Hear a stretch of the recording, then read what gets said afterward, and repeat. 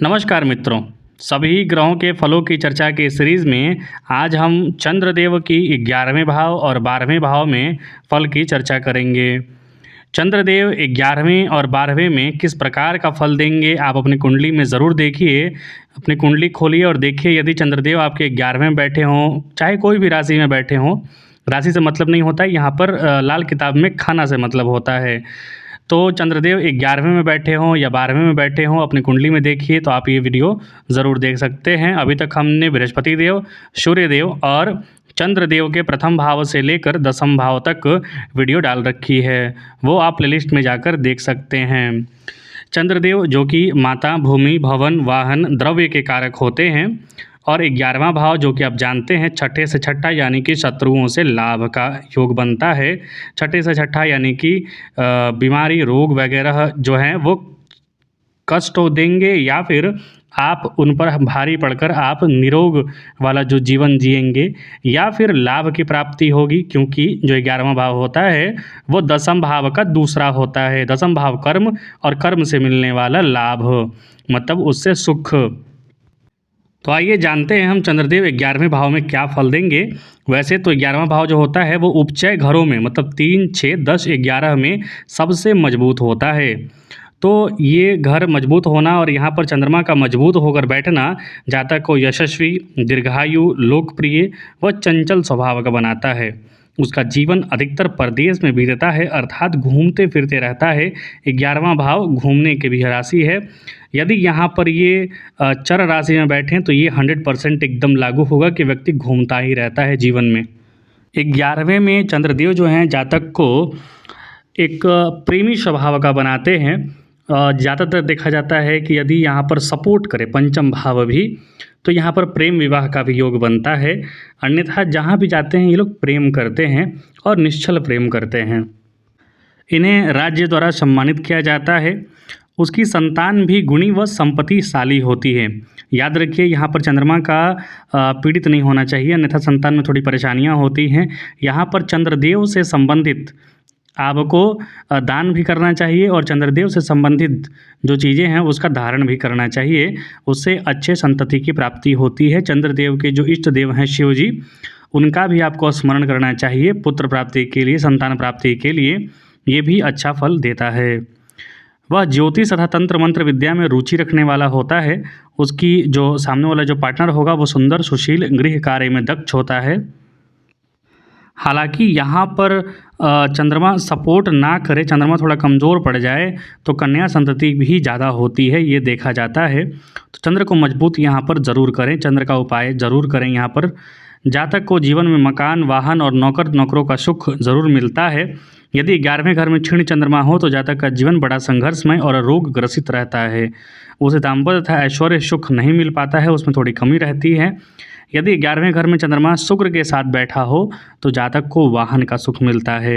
यदि शुक्र के स्थान पर शनि विराजमान हो वहाँ पर जातक के चंद्रमा के साथ, तो उसकी तो राजयोग कारक होता है। यहाँ पर चंद्रमा यदि शनि के साथ विराजमान है तो राजयोग कारक होता है, क्योंकि 11वें भाव में कोई भी ग्रह ज़्यादा खराब फल नहीं देता है।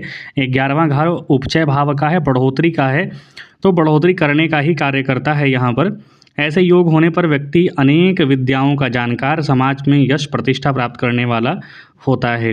यानी कि 11वें भाव में चंद्रमा जो हैं बहुत अच्छा फल देते हैं। अब यदि हम लाल किताब के अनुसार चर्चा करें तो आमद के ताल्लुक में शांति, माकूल कमाई का मालिक होगा। इस घर में चंद्र निहायत उत्तम फल देगा और मंदा भी नहीं के बराबर होगा। दूसरा, उम्र लंबी, मकान का सुख और दौलत उम्दा होगा। तो लाल किताब में 11वें चंद्र का अच्छा फल बताया गया है। यहाँ पर आप चंद्रदेव की रत्न का भी धारण कर सकते हैं। चंद्रदेव का जो रत्न होता है मोती, हालांकि मोती आजकल ओरिजिनल बहुत कम मिलता है, डुप्लीकेट का बहुत ज़्यादा चलन हो गया है। तो मोती के बदले यदि आप कुछ और उपाय करना चाहते हैं तो चंद्रमा को संध्या काल में, क्योंकि चंद्रमा शाम में ही उदय होते हैं, तो चंद्रमा को रात्रि में या फिर संध्या काल में आप उन दूध से अर्घ्य दे सकते हैं या फिर शिव जी को दूध चढ़ा सकते हैं। ये अच्छे उपाय हैं चंद्रदेव के। अब यदि चंद्रमा आपके 12वें भाव में बैठ जाए तो चंद्रमा के 12वें भाव में बैठने का बहुत अच्छा फल नहीं बताया गया है। जातक कफ रोगी और चंचल स्वभाव का होता है। हालांकि एक चीज़ ये है, 12वां भाव जो होता है वो आपकी समाधि का है, ध्यान का है। यदि ये व्यक्ति समाधि, ध्यान या फिर भगवान में आकृष्ट होने की क्षमता रखने के लिए आगे बढ़ रहा है तो एकांत प्रिय होगा। हालांकि उसको अपने नेत्र का ध्यान ज़रूर रखना चाहिए, अन्यथा नेत्र रोगी हो सकता है। मधुर वाणी बोलने वाला होता है। एक चीज़ यह है कि चंद्रमा 12वें भाव में बैठे हैं तो जातक के शत्रु बहुत बन जाते हैं, क्योंकि चंद्रमा 12वें से छठे भाव को देख रहे होते हैं तो शत्रु बन जाते हैं। शत्रु बनने का कारण ये है कि ये व्यक्ति जो होता है वो काफ़ी मधुरभाषी होता है और बहुत सीधे स्वभाव का होता है, सरल स्वभाव का हो जाता है। तो लोग इसको बुड़बक या फिर क्या समझिए, कोई अगर सीधा से बात करता है ना तो उसको लोग बेवकूफ़ समझने लगते हैं। तो शत्रु ऑटोमेटिकली ही बन जाने हैं, क्योंकि यदि आपको ज़्यादा ज़्यादा बेवकूफ़ कोई समझ ले, ज़्यादा सीधा कोई समझ ले, तो आप यदि वहाँ से हटेंगे उस व्यक्ति के चंगुल से तो ज़ाहिर-सी बात है कि आपके शत्रु बन जाएँगे।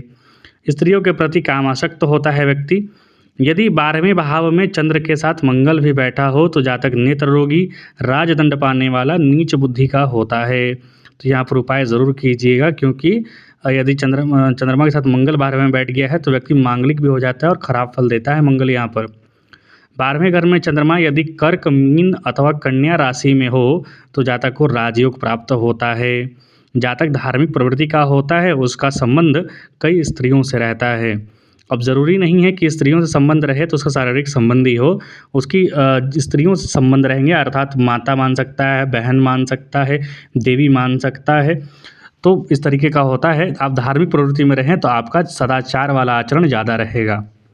चंद्रमा के 12वें में बैठने से व्यक्ति धर्म कर्म के कार्यों में काफ़ी खर्च करता है, वहाँ पर उसकी खर्च अच्छी होती है, क्योंकि चंद्रमा जो 12वां भाव है वो खर्च का भाव होता है। तो जो भी ग्रह बैठता है खर्च कराता है और अपने अपने गुण स्वभाव के अनुसार खर्च कराता है। चंद्रमा यदि 12वें भाव में हो और जब पूर्ण चंद्रमा हो, मजबूत हो, तो जातक साहसी होता है, ज्ञानी होता है और गुप्त विद्याओं में रुचि रखने वाला होता है। क्रोधी भी हो सकता है और जुआरी भी होता है, याद रखिए यहाँ पर जुआ सट्टा वगैरह का भी इसे काफ़ी इंटरेस्ट रहता है। अब यदि लाल किताब के अनुसार चर्चा करें हम, तो प्रथम फल जो देते हैं, दुनिया में कोई अपना नुकसान नहीं चाहता, ना ही कोई दुख दर्द रहमत मांगता है, मगर कुंडी के 12वें घर के चंद्रमा वाला खुद जाम के बजाय पानी से ही जलता और दूसरों को जलाता रहता है। याद रखिए चंद्रमा का 12वें में बैठना बहुत अच्छा फल नहीं बताया है। लाल किताब के अनुसार व्यक्ति खुद से परेशान रहता है, खुद से उद्विग्न रहता है, खुद ही में जलता भी रहता है। तो उसको मानसिक शांति की आवश्यकता है, ध्यान समाधि लगाए, ज़्यादा फल अच्छा होगा। कोई इष्ट देव अपना मान ले और उनका पूजन करे, गुरु मान ले। दूसरा फल, रात की नींद और सिर की जिद कभी ही सुख की होगी, चंद्र की बेजान चीज़ों का फल प्रायः मंदा होगा। तो रात की नींद यहाँ पर परेशान करती है व्यक्ति की, सिर की जिद परेशान करती है, तो जिद और नींद दोनों को काबू में रखें, सही रहेगा। फिज़िकल कंफर्ट वाली चीज़ें जो हैं यहाँ पर उसको हटाएं, दरकिनार करें और फिज़िकल फिटनेस के लिए जितना कार्य कर सकते हैं वो करें, आपके लिए ज़्यादा अच्छा फल होगा। ससुराल की जायदाद फूंके और खुद अपना भी न जोड़े। यहाँ पर चंद्रमा यदि खराब फल दे रहे हैं तो व्यक्ति ससुराल की जायदाद भी फूंक देता है और खुद अपना तो जोड़ ही नहीं पाता है, क्योंकि 12वां में है चंद्रमा, खर्च ज़्यादा हो जाएगा। धर्म कर्म की दौलत की बर्बादी होगी। माता पिता या किसी बुजुर्ग के पांव छूकर उसका आशीर्वाद लेना चंद्र के उत्तम फल पैदा करने की सबसे बढ़िया बुनियाद है। यदि यहाँ पर चंद्रमा आपके जो मैंने खराब फल बताए लाल किताब के हिसाब से वो ज़्यादा मिल रहे हैं, तो आपको माता पिता या बुज़ुर्ग आपके घर में हैं या फिर अगल बगल जो भी आपके बुज़ुर्ग हैं जिनको आपसे आशीर्वाद ले सकते हैं, ऐसे बुज़ुर्ग से आशीर्वाद बिल्कुल मत लीजिएगा जो खुद ही पापी हो। याद रखिएगा, पाप करने वाले से आशीर्वाद लेना, उनके चरण छूना खुद ही निहायत पाप का भागीदार बनाता है। तो ऐसे व्यक्ति को प्रणाम करें, ऐसे व्यक्ति को चरण छुएं जो आपको आशीर्वाद देने की क्षमता रखता हो, जो सच में एक सदाचार की जीवन जीता है। याद रखिए यहाँ पर सब कोई भी यहाँ पर दूध का दूल्हा नहीं हो सकता है, लेकिन फिर भी एक लेवल होता है।